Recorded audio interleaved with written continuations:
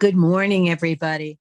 I'm just going to say hello and welcome you. And I'm so pleased that Melinda and Daniel will be doing our Thanksgiving celebration this morning. And that's so exciting. I'm just recovering from COVID and I'm doing very well, but I'm going to have my camera off. And I'm going to be with you and enjoying all of the festivities today. So I'm looking forward to having a wonderful time this morning. I'm just taking a nice deep breath as I'm taking everybody in as they're here and as they're joining. And it's really nice to see everybody this morning. So I had prepared something with the hope that Daniel would join us today. Daniel's one of the team members of Focusing Initiatives in Uganda. And I'm so joyful that he's here with us. I've known Daniel for a few years. He's a remarkable young man, an extremely resilient young man. And he'll share a little bit about his story today. But before we do that, because it is Thanksgiving, maybe we can all just take a moment and think of helpers in your life and what gifts that they've given to you over your lifetime.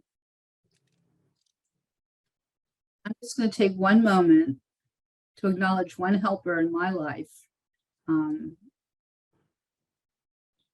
that has made a huge difference in my ability to relate to people and to follow my dreams, and that's Lynn Preston.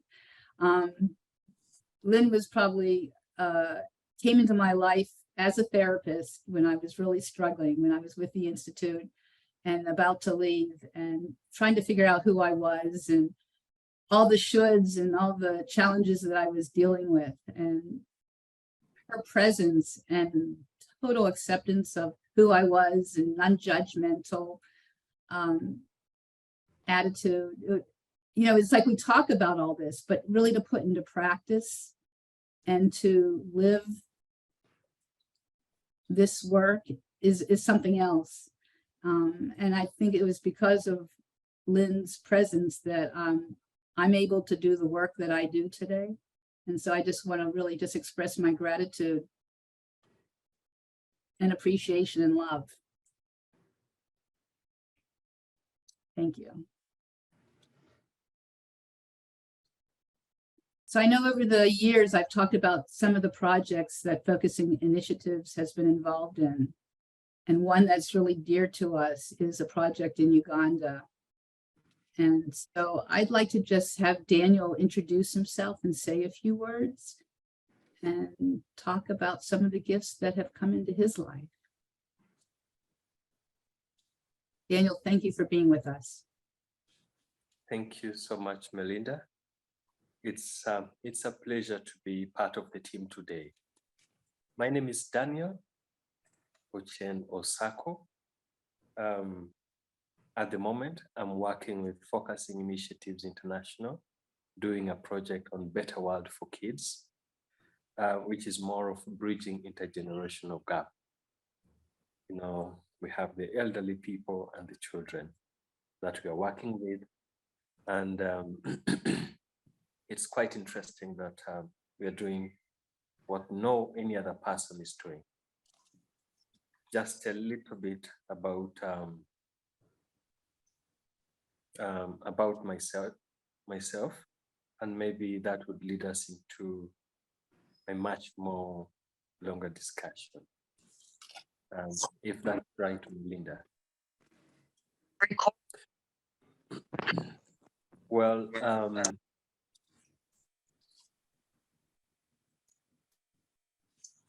I was born and raised during the period of a civil war in the northern part of Uganda.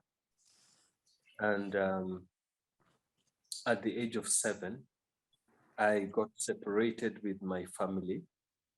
I went to school, and in this particular day, I saw a helicopter fly over our school, primary school. And shortly after a few minutes, there was a blast. So We got separated with the family, my brothers. I was the only one in this particular school, and most of my brothers and sisters were in other schools in another district. So everyone was trying to find their own ways. And I was quite unfortunate that when I reached home, there was no one. So I had to find a way for myself. And of course, it was quite tough.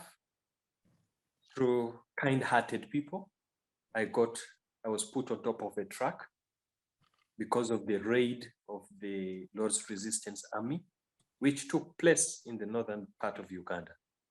So you can imagine I was born, and then being born during the wartime, I grew up during the wartime. I didn't ever experience what is called peace. So I ended up into this town, Lira, which is in the northern part of Uganda. At the age of 7, no relatives, no family. I became a street child. Life was tough. Things were not connecting. And the language that I spoke was different from the time that I was born. So that was quite difficult for me and really, really tough. But the best way I could get food was through remains of what people have thrown. What people have eaten and thrown from the restaurants is what I feasted on for a long time. And that gave me somehow peace because I was able to. Then I joined the street children because there was no one to really give me the necessary support as a child. I became a street child. Shortly after some time, I got engaged into selling drugs, and not only selling drugs, but also stealing. And that landed me into the children's prison. From fleeing with the heart of getting safety, ended up in the street, from street to a children's prison. Life was difficult, but I was happy that I was taken through a psychosocial therapy that made me cope up at the time. But of course, the past still haunted me. However, I was in the children's prison. I had hopes until one of the police officers saw me and felt she could be able to support me under some conditions, which I adhered to. And interestingly, I promised her that I would be the good boy. She took care of me for so long until when I grew up. She took me to school. I did so well at school because I had a little bit of peace. Then after some time, she passed on. And of course, things were so hard. But the little business that she had behind, which was a small restaurant, whenever I would go to school, that restaurant could go broke because there was no one to manage. So whenever I'm home, the business starts on. So it was so difficult at this point that I could not revive the business, but I was already at school. And I was glad that I was able to pass my exams. When I finished up with my grade 12, I went under government sponsorship, which was a good thing. But also, I struggled and I finished the university because the government was paying for me. So all along, it was quite tough. I got a job. I worked for some time. It was beautiful, exciting. But shortly, things turned out that the contract was not for long. It ended. And I got another opportunity. Life was tough. Then in 2018, I was having a suicidal ideation. I was at the verge of committing suicide. I bought animal drugs to inject myself, but whenever I would get it, I would get the injection, the syringes, I would really, really tear up. I got a rope twice, but I thought very hard. I wrote to so many institutions, including reaching out to the hospital, but no one paid attention to me. It brought all the dark memories of my young past. But beautifully, this particular day, I came back home and I saw a message from my phone. It was Pat from Focusing Initiatives International. I wrote I needed someone to talk to, and she gave me a listening ear. It was the best moment in my life to have someone I can talk to and someone I can confide in. I didn't ever think I would be able to come together, like to get composed and share what I felt at the time.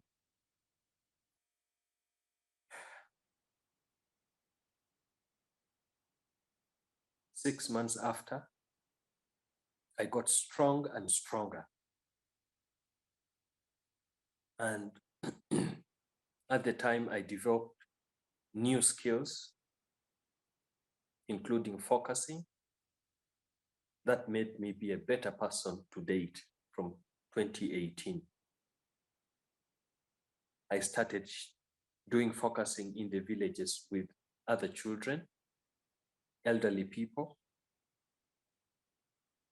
And it felt good that I was able to rediscover my inner strength and my own worth, which was quite a very huge thing that I never expected of me. Gladly, I was able to make it, and I became a better person. I started thinking, how best do I support those that need the support? How best do I make the children, how best do I make the young Daniels that I work with be able to face the reality of life and also be happy like the way I was given a chance to be happy? Sometimes it might look like it's a choice, but the circumstances around us might not enable us to have access. But I was so lucky that what I learned, I have been able to pass it as a gift to the next generation of the children and elderly people. Through support from Focusing Initiatives International, I stepped up and I said I needed to give back. And the best thing I can give back is to make those Daniels realize their dreams. I had a rough childhood experience, but there's a child somewhere. There's an elderly person somewhere that can be able to realize their inner strength and worth.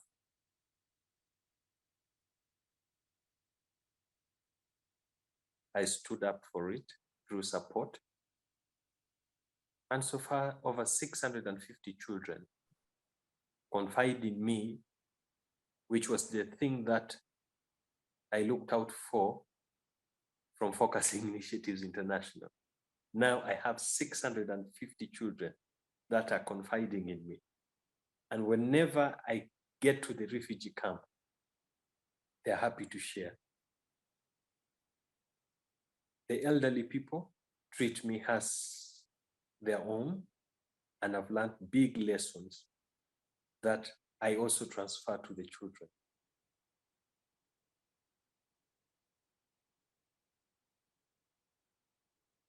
Building our gift is a beautiful thing.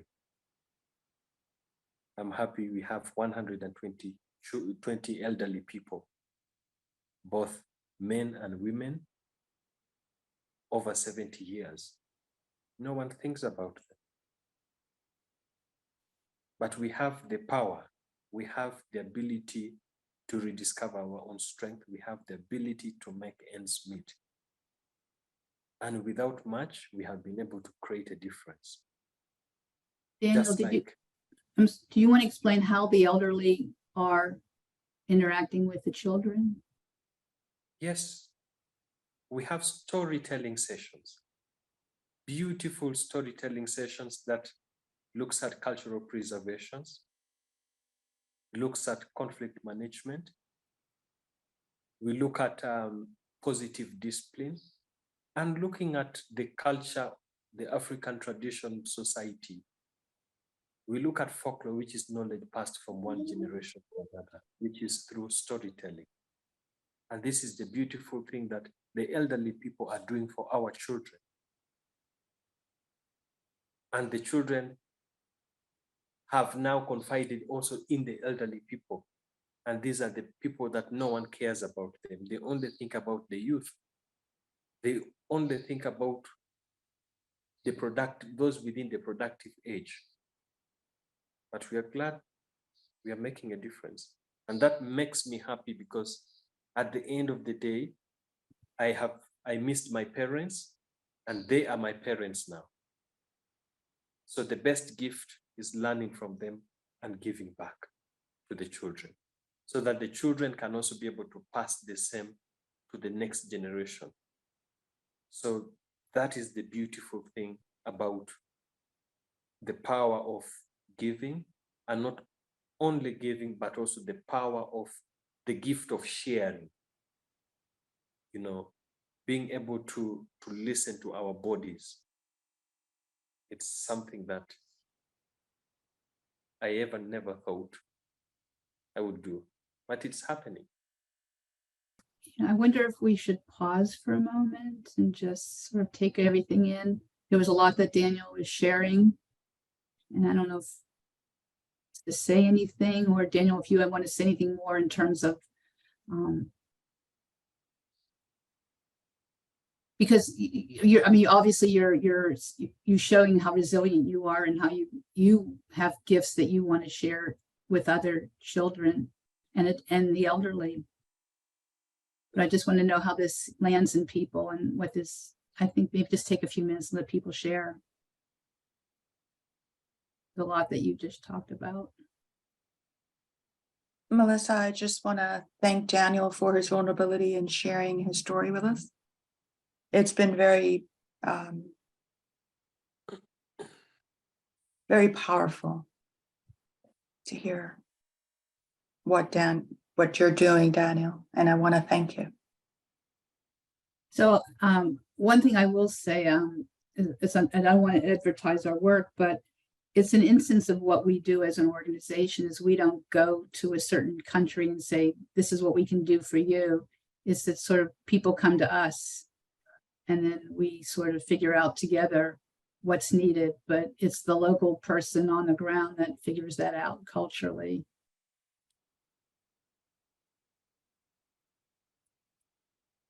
That's what's happening. And I think we've spoken before. I think Wajid came here last year and talked about the project in Pakistan. You know, when he came to us and said that there's 10 million kids who are child laborers, and can we collaborate on creating a program so that out of a 12-hour workday, 2 hours a day, the kids can get a hot meal and some literacy training and some focusing and psychosocial support.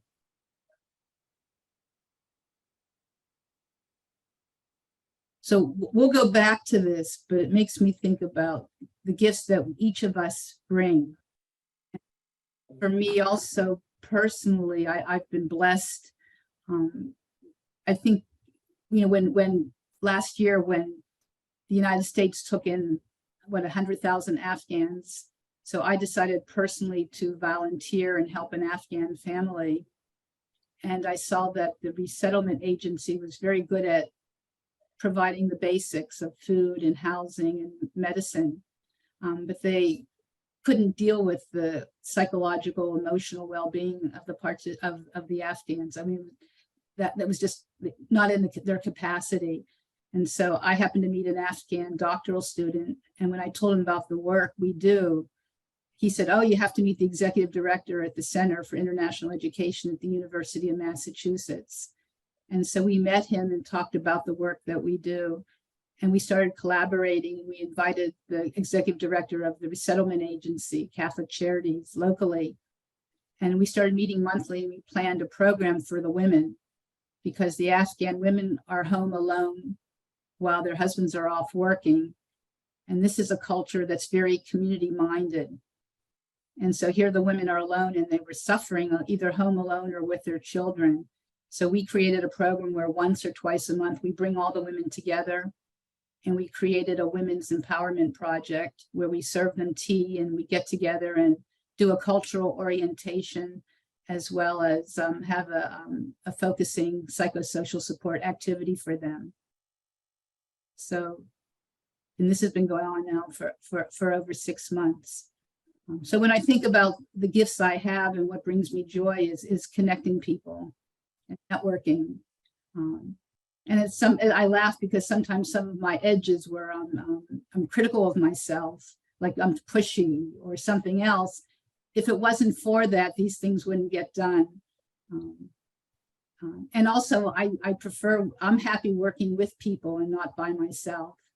So, you know, like I love, like yesterday, you know, when Daniel and I were talking about this program and what we would do today, I could have done this whole program myself today, but it would not have been as meaningful to me if I was doing it by myself. But having Daniel here just brought me a lot of joy and comfort and to share what he's doing. So I, you know, it's like a moment to reflect about my own gifts. And then I want to have an opportunity, for you to reflect about your gifts and take a moment to think about that, because I don't know how often we really do think about what we bring to the world, because we're all so special and we're all so unique and we're all so different. But I know it's so funny because when I think about this Afghan project, now the kids in my family, I feel like they're going to be the grandparent. It's like my big family. And, you know, when I walk in the house and they offer me tea and I sit on the floor and eat rice with my hands, you know, it's almost as natural as something else that I would do. For me, that's sort of the beauty of just living, because you never know what's going to happen the next day. But anyways, this makes my life so much richer. So maybe why don't we just take a moment and just share whatever comes to anybody.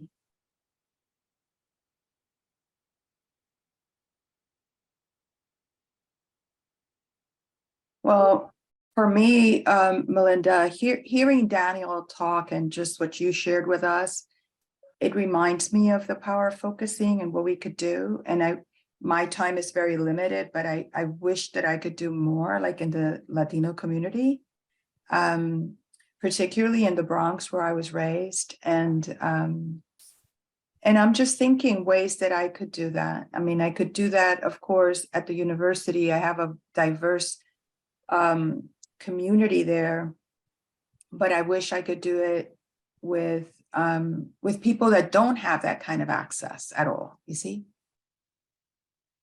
And, you know, and I remember in 2011, when I think it was Ricardo, he came to my house because he was doing something in Ecuador, La Pausa, and he had a whole structure. And it was so beautiful. And yet I was constrained by time and, you know, by whatever was happening at that time. But, you know, I'm so inspired by Daniel's sharing and what you shared that I'm thinking of ways that I could do something. If not now, I could do it in the summers when I have off from work and now I'm more available, and see what I could do. It won't be international in the sense like, but I could take it later on to Dominican Republic and stuff like that. See how I could expand and share with you if I do anything. And I could always discuss with you what might be the best way too. Thank you.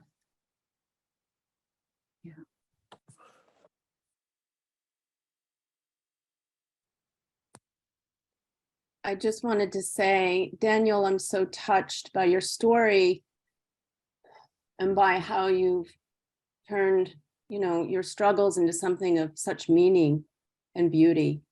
And it's very touching and very inspiring. And thank you so much for being here and sharing that. Thank you. Pleasure.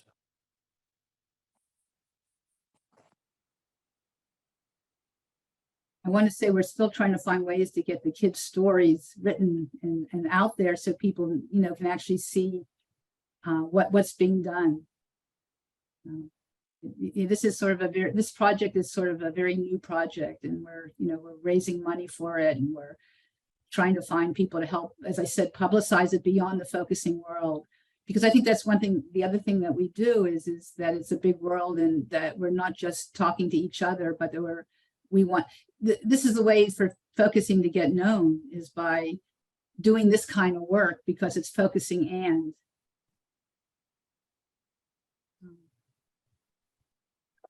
Daniel, thank you so much for sharing your story. I happen to have worked and lived in Uganda, so I have a little bit of an idea how this might have been for you. I've met and seen many people living in difficult conditions, and I've also worked in South Sudan, and I'm aware of the refugees moving in and out with Ebola now, the outbreak. I'm particularly interested if perhaps you could share a little bit about how you went about focusing to people that may have never been exposed to such process, and what your experience were. I'm very curious how you did that. Thank you. Well, thank you so much, Christopher, rather. I had a chance to be taken through by Dr. Pat.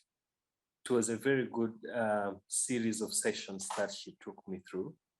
And, having the ability to refocus, listen to my thoughts, listen to my heart, listen to what my body really wants, having that moment of reflection, self-reflection, was something that I did.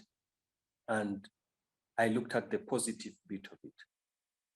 Yes, this is how my body feels like. But what can I do? Should my inner weather remain with high temperaments for the whole day, for the whole week? And for how long will I hang on the negative bit? So that's something that I learned, which took me time. It was a long process, over 6 months. You can imagine, over 6 months period, and we were meeting at least twice in a week. That was how vigorous it was. Twice a week. I remember it was every Tuesday and Saturday. That was the best time for me. And that alone, I built in. Sometimes I would just come back from work, even when I'm getting to work. When I reach work, sometimes my supervisor is so high. Okay, I just have a reflection. Maybe if you used this voicing, maybe if the voice was a little calm, but communicating the same thing. Those are some of the skills that I learned, which it's not common. It's not a common thing, because no one pays attention, first of all, to listen to their own selves. So I brought the elderly people, including the children, at different groups, and just started talking like the casual talk. And then actually that leads me to give you an example of this particular child.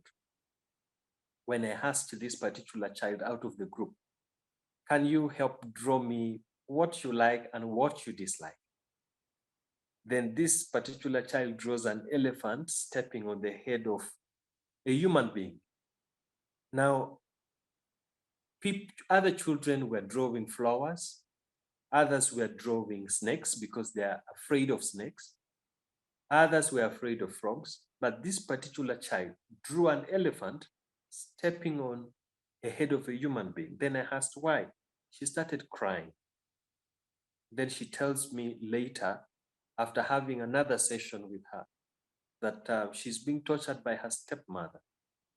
So from that point, I was able to follow up with other protection partners to see how best this child would be put under another home care, another person taking responsibility.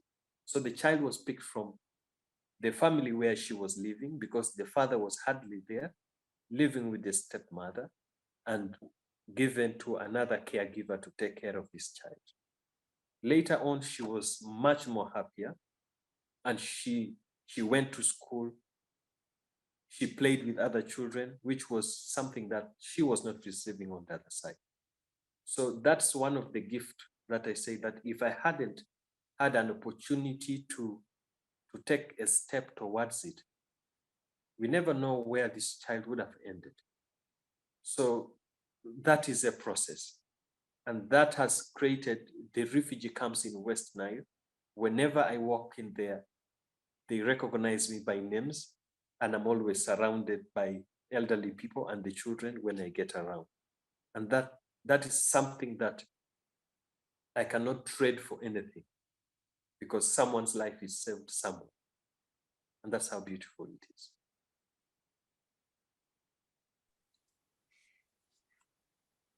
Daniel, hi. I just want to say how fortunate and how lucky the people in your community are to have you. It's several years ago, I went with a group to Malawi to a feeding center and worked there for a little bit, and not too long, but I remember with one child, most of the children had lost their families to AIDS.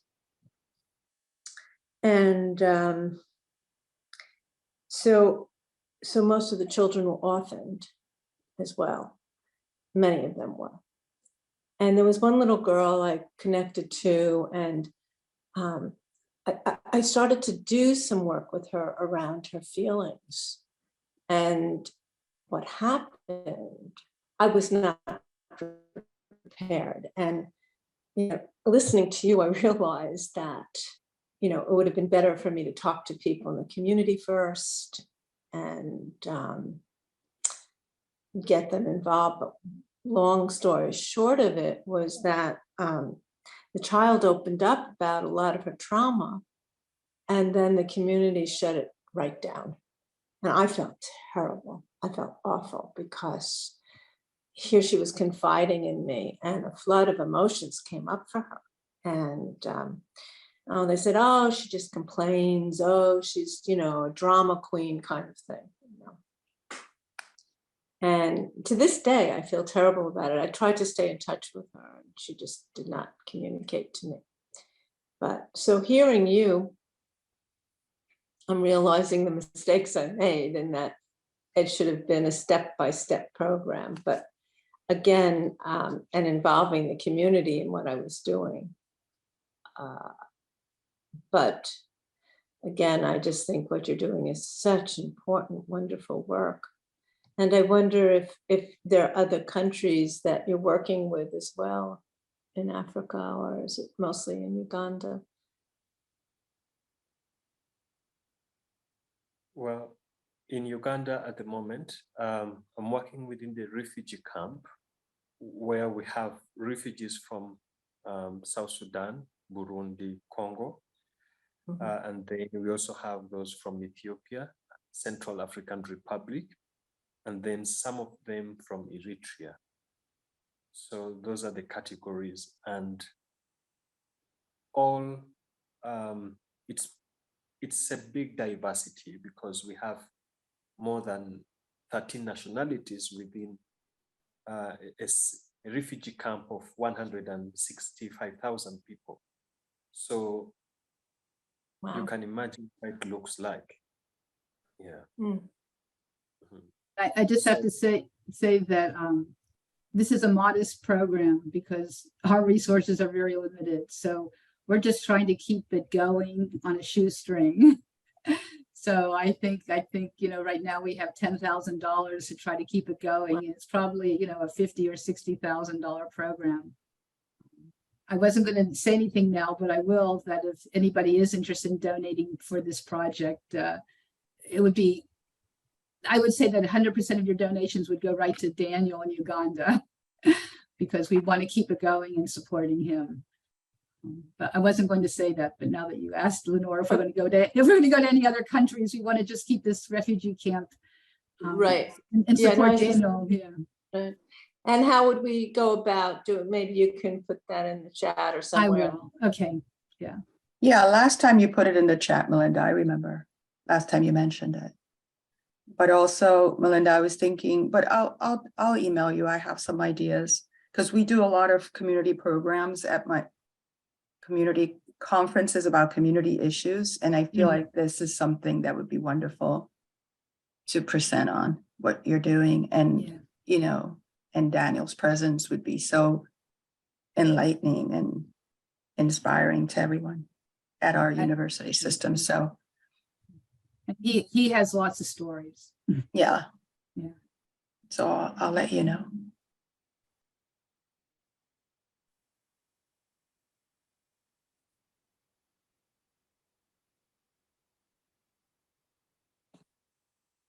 Want to make sure if anybody hasn't said anything and would like to say something before we do have a little reflection before we go into breakout rooms. I'd just like to express my appreciation. Daniel, I feel as though I've gotten to know you, and I feel a special place in my heart for you. And also, there's something here, not just about this work with people, but about all of us understanding something more about the broader and larger of focusing, that way that Daniel, you expressed so beautifully, that it's a sense of listening to yourself. And I love the question about how you present that to the people, and your response about having the little girl draw something that she loves and something that she hates, which we do when we teach focusing, with adults and with teaching the felt sense to everybody. We say, what is an image of something you love and something that you hate, so that you could get it in your body, right? That feeling of that. So I'm filled with just the warmth of connection here of all of us together, including Daniel and including all of the families that all of us have, that extended families that aren't just our blood relatives, that Daniel has these over 600 children and over 100 elders, and Melinda has this family, and all of us have the non-biological families that we need to be grateful for and celebrating for this Thanksgiving season, of those of you in the US who celebrate Thanksgiving. And just recognizing that basicness of focusing, as well as all of the things that we know about its intricacies and its complexities. So I just want to thank you.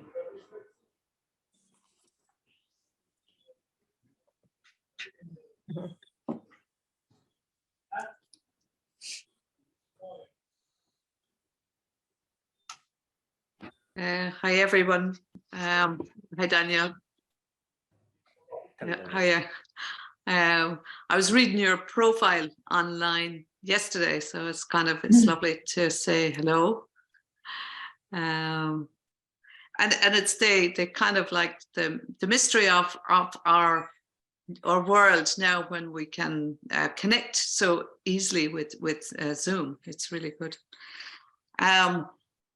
I'm kind of overwhelmed when I think of 165,000 in a refugee camp. You know, it's over my empathy ability, you know. And yet, when I think that's the potential, the human potential, but I think it's even more a spiritual dimension, you know, that we can only give when we're connected into that, you know. So, and I suppose I'd just been working with someone this morning, so I was late coming on, and it was a man, an African man that was a social worker in Ireland, and he was stabbed by another refugee by trying to give help, you know, and it's like, oh, Jesus Christ, you know, how we resist love in its form, you know. So, and I suppose that's my kind of like reorientate myself for a human being first that has limited capacity, because until I build up resilience, and then I can surf bigger waves and bring in more energy to give, you know. But that's sometimes where I forget myself as a human being, you know. So, oh yeah, really just my heart full after saying that. And again, it's like imagining 165,000 people in a refugee camp and wondering what banners, what ways, what creative ways that we can ask them to harness their power, you know, so they don't feel marginalized. It's almost like a revolution in their thinking of, well, you know, and it's like, what, as a Westerner, with a lot of people that are displaced here in Ireland, you know, it's like I'm certainly grappling with my own powerlessness not to push back and say, you know, I'm only one human being, you know, it's just stand on your own 2 feet. And the countries and the politics of that is really just overwhelming at times, you know, because of my rage, that I can't say that. So yeah, I'm asking Daniel how those of us are, can I ask myself, how could I be creative in empowering people, you know, in Uganda, just to teach each other's focusing, you know, so that I feel, teach them to fish rather than giving them fish. Any ideas? You don't have to answer now, but that's where I'd like to ask. Yeah, I'd love to contribute to that. Thank you. Thank you so much, Pauline. It's a pleasure to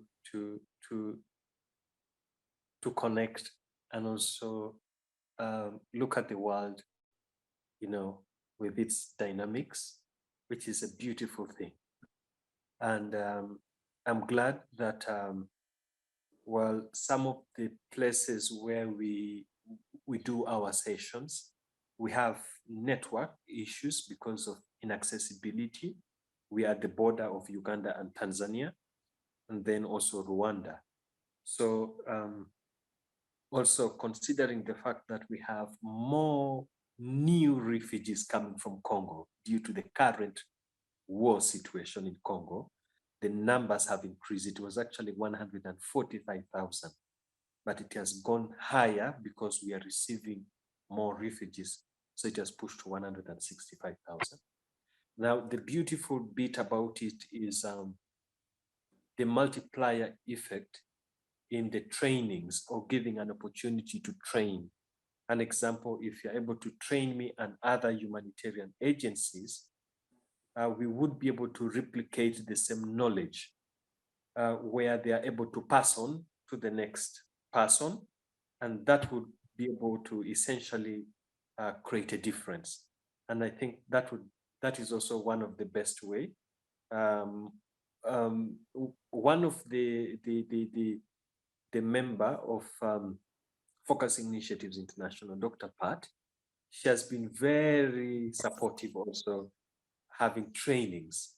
Some of them are self-paced training, and I'm able to follow up on how are they applying the knowledge from the focusing trainings they have achieved so far, which is a beautiful thing. And if you can contribute in a way as such, we could be able to significantly contribute to serving humanity at different angles, and much appreciated.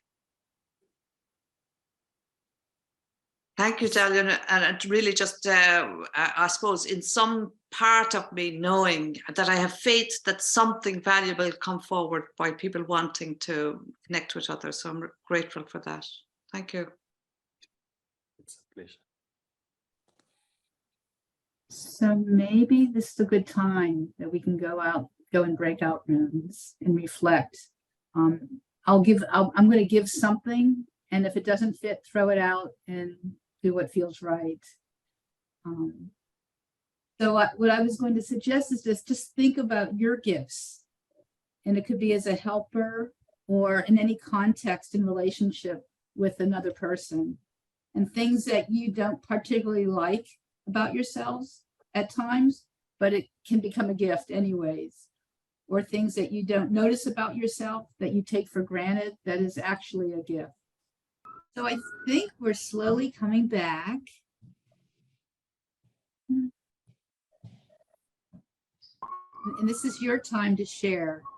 I just wanted to say, I was going to just be on, not on video the whole time because I'm not home. I'm at my daughter's and there wasn't a lot of privacy, but I just, Daniel's story was so touching for me, and it just opened me so much.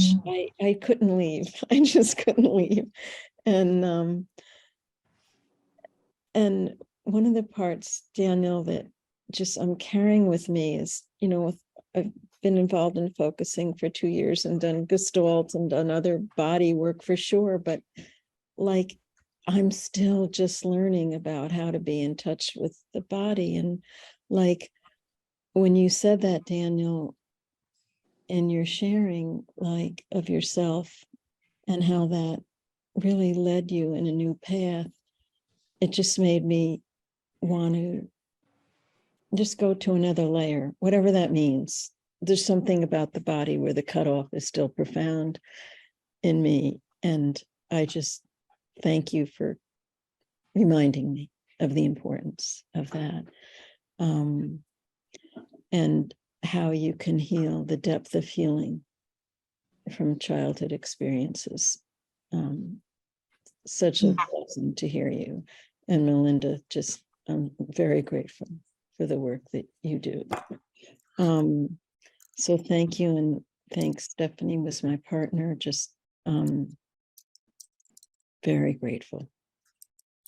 Daniel, I wrote down these 3 things and they're so powerful and they really affected me, which were listen to what my body really wants, pay attention to, listen to yourselves, draw what you like and don't like.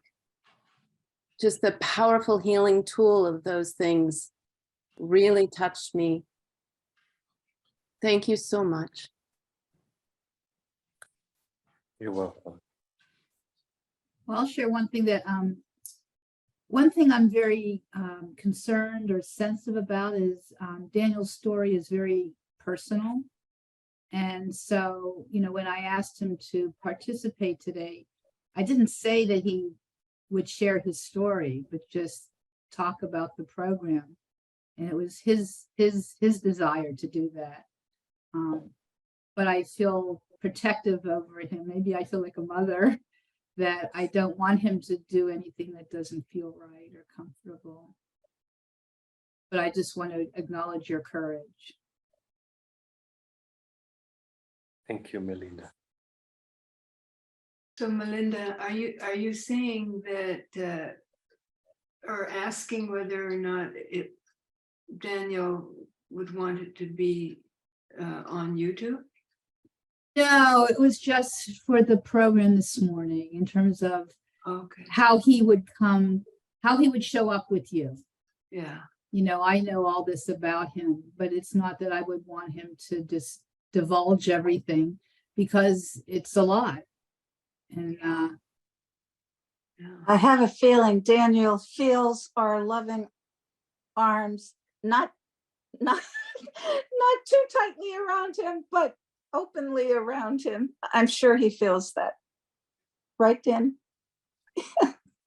That's right.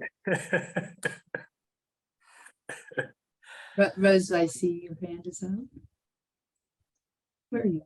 Oh, yeah, I just, I want to say thank you. It was a very, very, very meaningful and powerful story. Thank you so much for sharing your stories with you. I think there is so much power in sharing a personal story that gives insight into why we are doing what we're doing, right? And the meaning that it has. And I really appreciated the small group opportunity to, we went deep into the strength of being able to ask for help, and how vulnerable that is, and how help doesn't necessarily come right away, and the persistence of being able to do that, and just being, it was very personally meaningful for me, and it felt that way for others as well. So thank you so much. Thank you too. So that's the beauty of it in terms of how we're all interconnected. So we hear Daniel, but we then also can go deep into our own history and stories. And yeah, there's always more, but there's also this, how we're all connected in some ways. Yeah, that's what I wanted to say also, that I thank you, Daniel, for your eyes. Was this something smiling in your eyes that I don't know if I'm ready to express what's going on in me now, but there's something that is smiling in my eyes too, like I'm taking in and taking with me the part of your beautiful radiance, like stepping into something new, big, being born and being in connectedness and togetherness. Wow.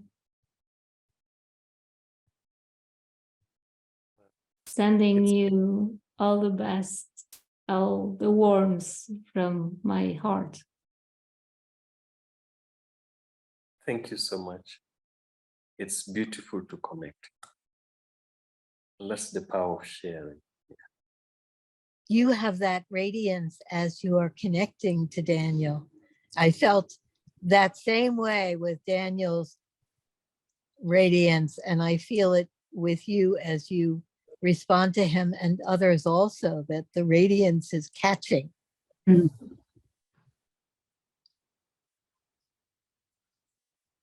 I'm sorry, I interrupted somebody. It's great to have a piece of your radiance here. Thank you.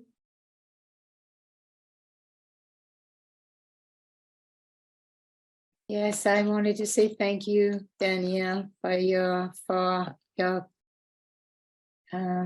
telling a piece of your story. Really appreciate it. I always feel like it gives the essence of something, and it makes it very real when we hear somebody's story. And I do feel like the impact of your story is still very much within. And there's a part of me that really wants to go into, so what's my gift? How can I, part of me that really wants to participate. And so I'm in the middle of this too, and I'm wondering if other people are there too, because of the power of so much even implicit pieces that you didn't say in your story that are there, and the images it's connecting me to, that to go to the place where we can bridge or how we can help. Or I'm wondering if, another time, where we can continue my help, Melinda, to get to the more concrete way we can help, other than donating. That's it. Yeah. So that's what I'm feeling inside. Thank you, Dania. Really appreciate. It's a pleasure. Thank you, too. Well, I would say, Daniel's doing this by himself in Uganda, and there's a small team that he's hired that we're supporting, working with him. But my dream is to get some of these stories of Daniel and the children out in the world, beyond, as I said, the little focusing world, because the stories are compelling that anybody would want to support it outside of focusing. And it's a way of getting focusing known, right?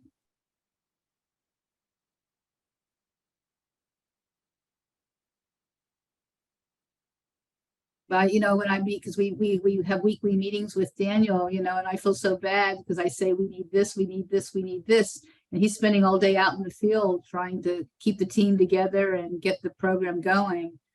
And I keep saying we need to find a partner to work with Daniel. So I don't mind having some people who can dream with us and figure out how we can make that happen.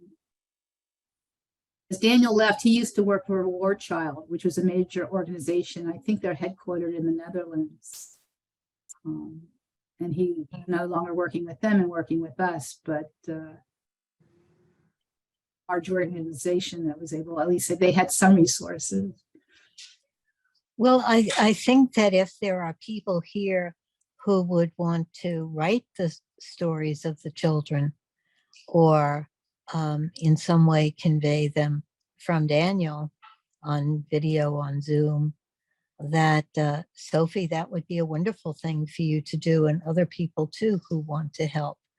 You can connect directly with Daniel, with Melinda, and be conveyors of the stories.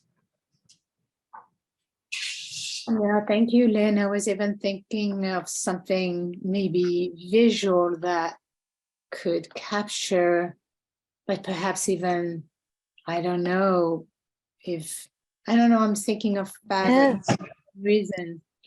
And fabric can be sewed, it can be and yes, and it can be a thread, it can be. Yes, that's a beautiful idea. Sophie, you are an art therapist, so that is a wonderful idea. And Daniel is an artist also. I don't know if you were here when we did that. Yeah. So what I'll do, I'm going to put my email in the chat, and anyone that's interested, write to me, and maybe we'll create a small group and have a meeting with Daniel separately. Because I want to respect everyone's time. It went so quickly, and Daniel wrote a poem, so I'd like him to be able to read it before we say abiento. So if that's okay. Yes.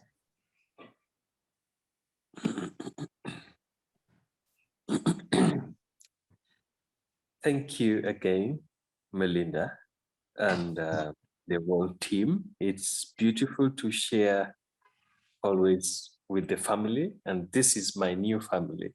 I have always told Melinda this is my family and our family.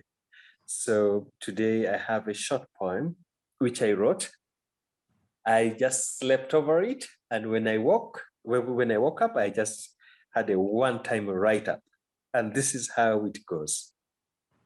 Born and raised during the war, a world where there's no boundary, a world where people lived essentially in perfect peace. A life full of abundance has become a world of battlegrounds. East and west, north and south, confrontation and no love. Children, women, and elderly all affected. What a cruel world. Learned to listen to my heart and body amidst the cruel world in entirety, still strong and providing hope for those without life's essentials. What a world that was once peaceful. Through like-minded people, we are stronger and better, much more resilient and causing change. I stand and pass on the gift of forgiveness, love, and providing hope.